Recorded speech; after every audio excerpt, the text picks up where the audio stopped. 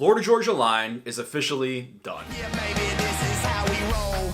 We rolling into town. For the past 2 years, it's been clear that there's trouble in paradise. They've been kind of consciously uncoupling. Just to clarify, FGL is not breaking up, so anyone who says that, you can just tell them, hey.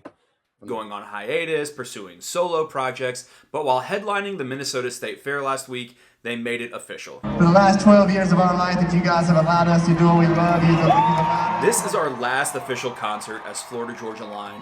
Let's see what we got left in the tank. What this night means to us is the closing of an incredible chapter for us. This will be the last time BK and I get to hear you guys sing, so I want you to see how loud you guys can sing this one, alright? Anyone that's been paying attention isn't especially surprised by the news, but it still is the end of an era, the end of a huge era, and it really feels like the sort of spiritual end of the bro country era, and nobody is more synonymous with the term bro country and all of the baggage that term carries than Florida Georgia Line. And as much as we as music fans like to kind of troll that era of music, it really can't be understated how commercially successful Florida Georgia Line was. When Billboard put together its list of the biggest hot country songs of the 2010s, 3 of the top 5 songs were by Florida Georgia Line. Number 1, Meant to Be, their collaboration with BB Rexa, and we'll get back to that in a little bit. Number 3 was Cruise, and number 5 was Holy. On top of that, they had massive hits with stuff like This Is How We Roll, and Sundays, and so many others. Furthermore, their debut full-length album, Here's to the Good Times, was the 3rd best-selling album of the entire decade. But despite their clear monetary success, if you only looked at the commentary about them online, you would think they were despised. They kind of have that Nickelback effect about them, and the same producer to boot. After Joey Moy was done working with Nickelback, he came down to the States and started working with Florida Georgia Line. Now he works with Morgan Wallen and Hardy, and look, the man knows whatever the special sauce is that makes a song a hit. But yeah, in an essay in New York Magazine by Jody Rosen back in 2013, they were donned as purveyors of bro country, which he defined as music by and of the tatted, gym-toned, party-hardy young American white dude. And as soon as those words were delivered, it became this sort of perfect moniker that summed up the sound of this more rockin' country about tailgates being down and long tan legs and girls walking around in their Daisy Dukes. It was just so funny and perfect and slipped off the tongue that people couldn't help but use it. And it was merited, I would say. I think if you look back at the 2010s, Florida Georgia Line and Jason Aldean sort of helped make this subgenre of country explode that was kind of almost country's affliction era. When we look back at the 60s and 70s in country music, we see all the simple velvet suits and the poppier sounds and the strings in the background. When we look back on the 2010s, I think we will look at it as a sort of funny era of kind of the earrings and leather and brass knuckles, very kind of cheesy 80s rock influence. Like, I don't think we would have Brantley Gilbert, I don't think we'd have Tyler Farr, I don't think we'd have early era Chris Lane before he became all suave if there wasn't bro country. Even Thomas Rhett, before he was in his kind of like faithful father mode, was making songs with Brantley Gilbert and Justin Moore like Small Town Throwdown, about putting your tall boys up and your tailgates down and getting rid of those pretty city boys. It was party music, pure and simple, and it kind of became the only flavor available on radio. And as all of these reports came out about how fewer and fewer women were playing on the radio, as people became frustrated by the use of electronic beats in country music, bro country really was a convenient moniker for chastising that. And for like a full decade, Florida Georgia Line were the accidental faces of the bro country movement. And they took a lot of heat for it, you know, whether it was Nick Kroll kind of lampooning them, or serious journalists like Dan Rather asking them to define bro country. What is bro country? I'm not really sure. I don't know if I've got the exact definition. Or their own label mates, Maddie and Tay, getting a #1 hit with Girl in a Country Song, which was a direct protest to their style of music. Fairly or unfairly, this was their lot. The price they had to pay to be a multi-platinum duo was just being a punchline. And I'm not going to act like I didn't participate in that. I mean, I've been in this world for a decade now, and I certainly spilled a lot of ink about Florida Georgia Line and the bro country movement and why country needed to change. I should just find one. Okay, this is from 2015 when I had a column in The Guardian. Radio has enthusiastically invested in the copycat generic male artists coming off Nashville assembly lines, and getting airplay has quickly become a paint-by-numbers game. Throw together enough tailgates, backroads, and degrading sexual innuendos, set them to a mid-tempo drum machine beat and some bad electric guitars, and make a video featuring your artist in cheesy chrome jewelry making prayer hands in a backlit warehouse, and you're pretty much guaranteed a country hit. Damn, I'm kind of a good writer. I think that's funny. In my 20s, that's exactly how I felt about the state of country music. Even as a video maker, the entire Snaptrack video is basically built around Meant to Be. I'm obsessed with using clips from them dancing to Swerve. Or making fun of New Truck. I got a new truck, I got a new ride. Or, of course, that clip of them saying, Just out here doing what we've always done. They are cheesy, and they kind of make it easy to make fun of them, I must admit. So I'm just owning that I'm, like, a little bit shady to FGL. And so are you, and so is everyone, okay? If you say you've never been shady about Florida Georgia Line, you're just lying. As I've gotten older, I think I have recognized the ways in which Florida Georgia Line might have been a little bit the scapegoat for really a problem that was about a lack of variety. It was that there was a million copycats of Florida Georgia Line that saw how successful they were and were making the exact same music, doing the exact same playbook, sometimes even using the exact same lyrics and style, and it just became derivative. But because they were the kingpins of it, of course they're the ones that take most of the heat. But anyway, I thought since the band is now kind of officially done, let's just do a quick trace of their career, follow the releases as they came out, how big of successes were they, what were the best songs, and then get into some comments from you guys. So this is just a retrospective of the rise and fall of Florida Georgia Line. Now let's just go album by album. They had 2 EPs to start off, but then their first official debut album was in 2012 called Here's to the Good Times. According to Wikipedia, it sold 2.4 million copies, and obviously it was led by the breakout smash Cruise. You make me wanna roll my windows down and cruise. Which everyone admits is a bop. It really truly makes you want to roll your windows down and cruise, and I've always thought just the simple poetry of saying, baby, you a song, even if it's kind of like a cheesy thing to say, it is also so beautiful. It also created the whole stereotype of long tan legs and hey baby and all of what was kind of the perceived douchebaggery of country music. But it's a jam. It is like one of the party anthems of my lifetime. And I think it's the best single from the album. The other ones were Get Your Shine On, Round Here,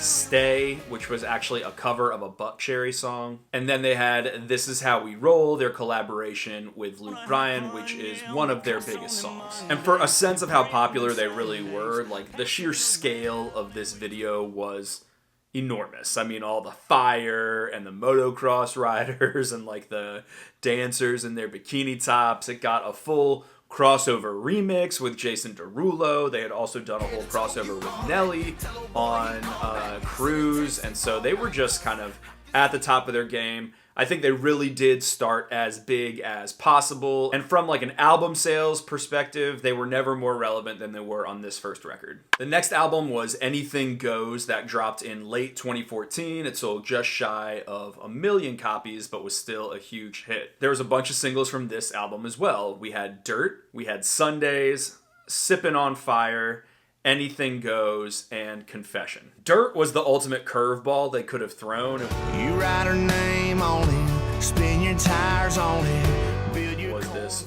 really country, solemn song about death and life and how we come from the dirt, we'll return to the dirt. It seemed like, oh my gosh, Florida Georgia Line is taking their bro image and they're going to reinvent themselves. And then it just wasn't true at all. When they followed that up with Sundays, just a song about getting stoned on Sunday, and it had innuendo lyrics like, I'll set you up on the kitchen sink and stick the pink umbrella in your drink. Have we clarified yet what the pink umbrella is? It was like, okay, no, they fooled us. Dirt was just a outlier on this album. But I gotta say, of these songs, Confession is definitely my favorite. Confession is my very favorite Florida Georgia Line song ever.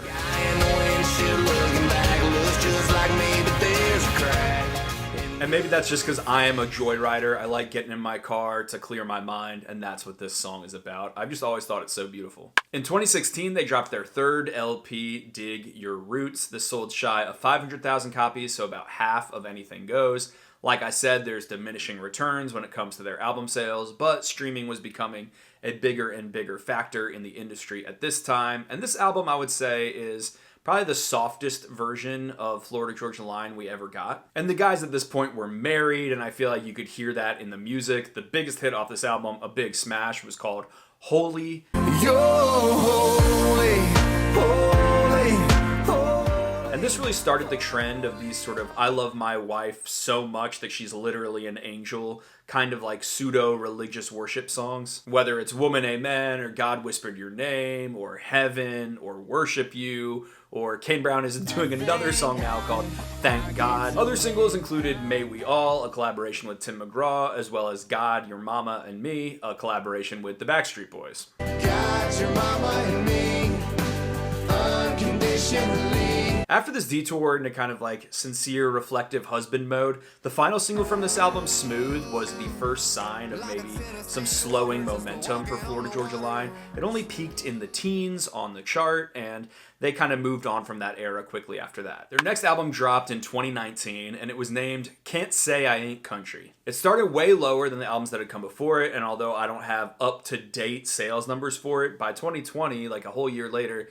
it had really only sold about 107,000 copies. Their album was led by the hit Simple. We're just simple like a six string, the way this world was meant to be. Which was almost like Mumford and Sons-ish. And that kind of more acoustic sound, coupled with the defensively named Can't Say I Ain't Country, almost a retort to people saying that they aren't country. I think people might have expected a way countryer album, but when the follow-up single, Talk You Out of It, came out, and it was kind of this like smooth R&B track, I think a lot of people were understandably confused, like, why is this your single if you're releasing this super country record? Talk You Out of It failed to break into the top 10. The follow-up song, Blessings, which I would say actually is quite country in the pantheon of Florida Georgia Line. Same old moon everybody sees.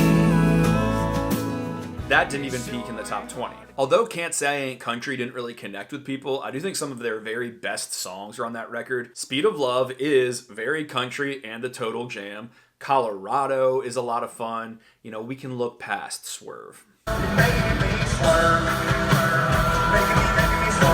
This was around the same time you could start to detect some restlessness within the band, whether it was in the kind of rebrand of their individual aesthetics, Brian going more for the long-haired hippie, Tyler going more for the white tank top kind of pseudo-rapper. Really being real, what's the deal when a couple good old country boys get up on the track? They were starting to appear on other people's tracks a lot more, whether it was Haley Steinfeld and Alesso and that song Let Me Go, or Morgan Wallen on Up Down, or Thomas Rhett and Chris Tomlin when Chris Tomlin made that kind of worship record featuring country stars. Plus, they were on a tour with Backstreet Boys and Nelly. Somewhere in there, I think there was a Vegas residency. And, of course, the remix of Justin Bieber's Yummy. Ain't got time for playing, I'ma clean your whole plate. Girl, I'ma lick it up. So they were just trying to reach into different audiences and clearly maybe craving something new. And obviously, there was also their Diamond certified smash Meant to Be with BB Rexa. I don't mean to be so uptight, but my heart's been hurt. In 2018, going into 2019, this song went on a 50-week run at #1 on the Hot Country Songs chart. A record that's controversial because Billboard changed their methodology back in 2012, and it included airplay from outside of country. So the fact that this was a big pop hit is the reason why it was able to stay for 50 weeks at #1. And it was especially ironic given that a few months after its run, Old Town Road was removed from the country chart, and a few years before its run, Green River Ordinance had been removed from the country chart for not being country enough, which LOL.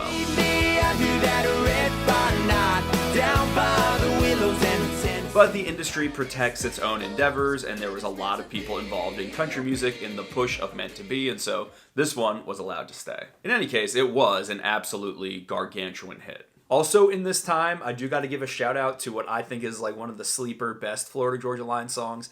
They released their Christmas song Lit this year at the end of 2020, I think. That Christmas tree ain't the only thing getting lit this year.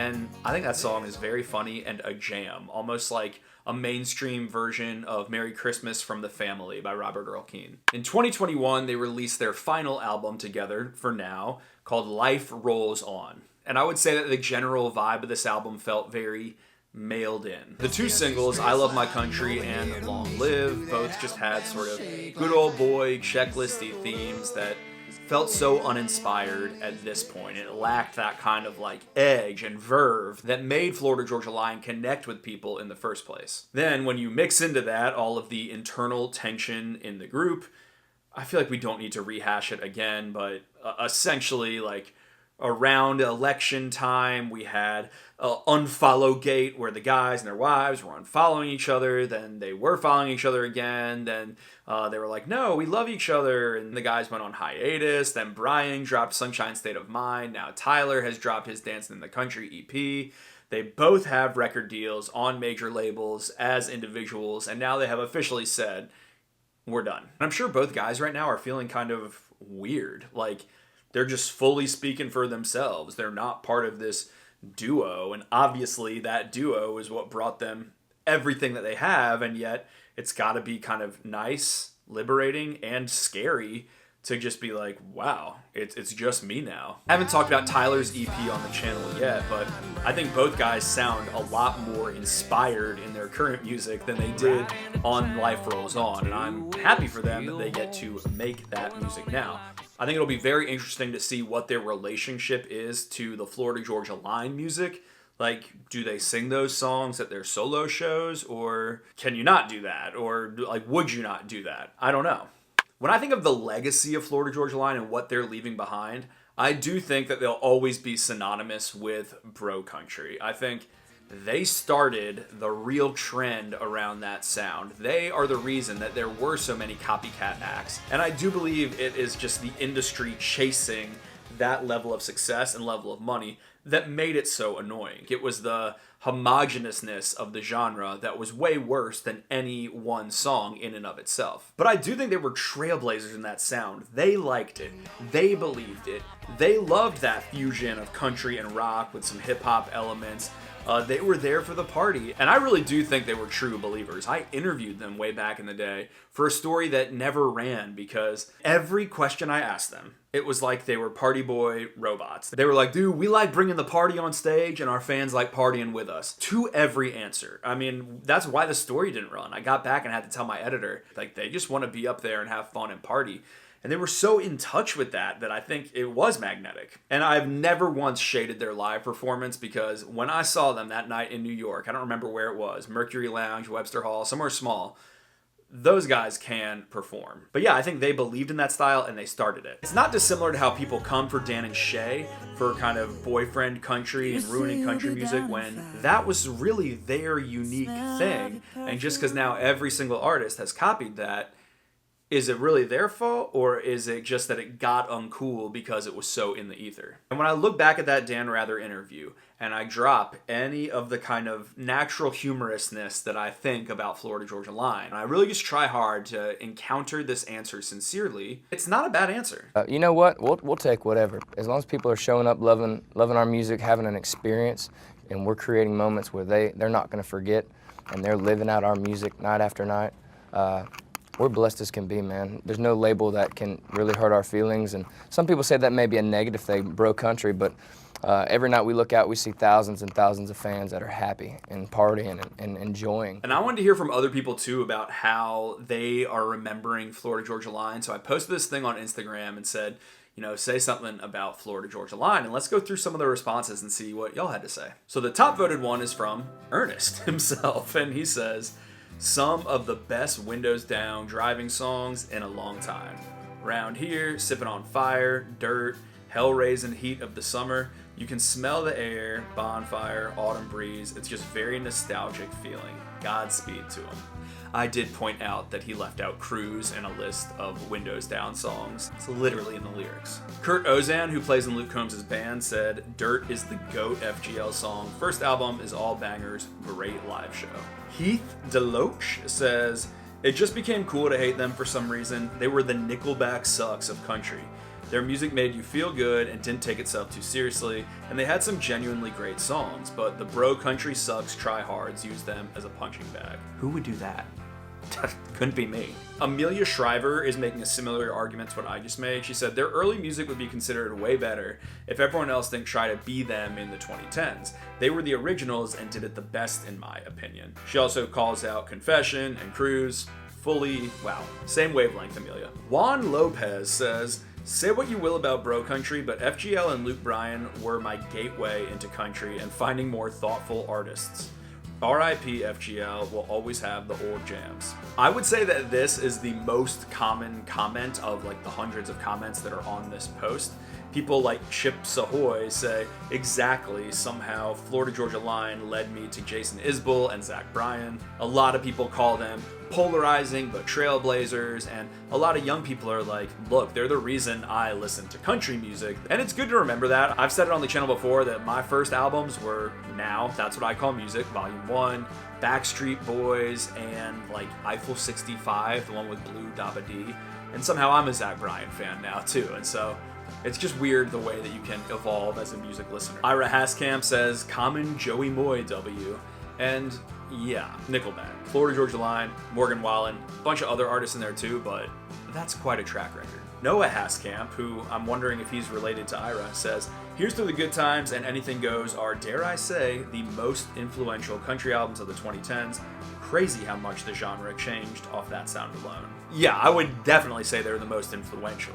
Whether they're the best, that's up for debate, but I would definitely say they are the most influential. Okay, there's truly so many here, I can't read them all, but I think I represented most of the arguments that are included. Go to my Instagram, it's just Grady W. Smith, if you want to just see all the comments on that post, because there's a lot of cool insights on there. But there we have it, I'm at the end of the line on my Florida Georgia Line video. Now I'm going to get offline, so if you have anything to say, drop a line in the comments down below.